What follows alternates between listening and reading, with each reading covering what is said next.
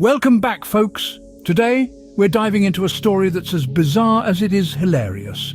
Ever heard of a war between humans and birds? No? Well, you're in for a feathered adventure. But first, don't forget to drop a like, and if you feel generous, donate at the link below. We promise it won't be spent on bird seed. In the early 1930s, in the wake of the Great Depression, Australia found itself grappling with an unexpected adversary.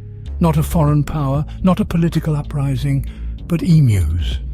Yes, those large flightless birds native to Australia were causing quite a ruckus. To understand how this came about, we need to rewind to the end of World War I. Thousands of Australian veterans, returning from the horrors of war, received parcels of land from the government to cultivate wheat. However, by the early 30s, the wheat market had collapsed, leaving these farmers in dire straits. Enter the emus.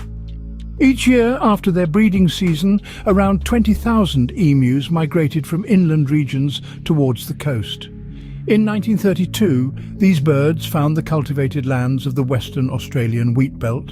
With plentiful food and water, the emus started causing significant damage to crops, further exacerbating the farmers' woes. Desperate for relief, the farmers turned to the government for help. The Minister of Defence, Sir George Pearce, concocted an unconventional solution. He proposed a military operation against the emus. Thus began the Great Emu War.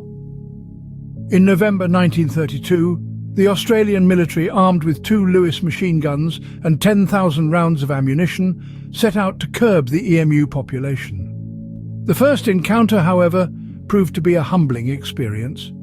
The emus scattered in all directions, making it difficult for the soldiers to aim. After several days of fruitless efforts, the military had to withdraw. But the war was far from over. The military regrouped and launched a second offensive later that month. This time they adopted guerrilla tactics, ambushing the emus at watering holes. By December, the soldiers claimed victory, asserting they had killed nearly 1,000 emus. However, the aftermath told a different story. The emus, far from being vanquished, continued to wreak havoc on the farmlands. The war had done little to alleviate the farmers' plight. In the end, the government decided to build fences around the cultivated areas, a solution that proved far more effective than military intervention. So, there you have it, the tale of the Great Emu War. A war where the adversary didn't wield weapons, but beaks and claws. A war that ended not with a bang, but with the construction of a fence.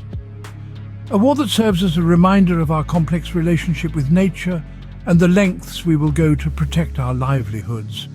And there you have it, the Great Emu War, a bird-brained adventure that still baffles us. If you enjoyed this video, don't forget to drop a like, share it with your fellow bird enthusiasts, and subscribe for more quirky history. Thanks for joining us, and remember, you can't underestimate the power of an emu.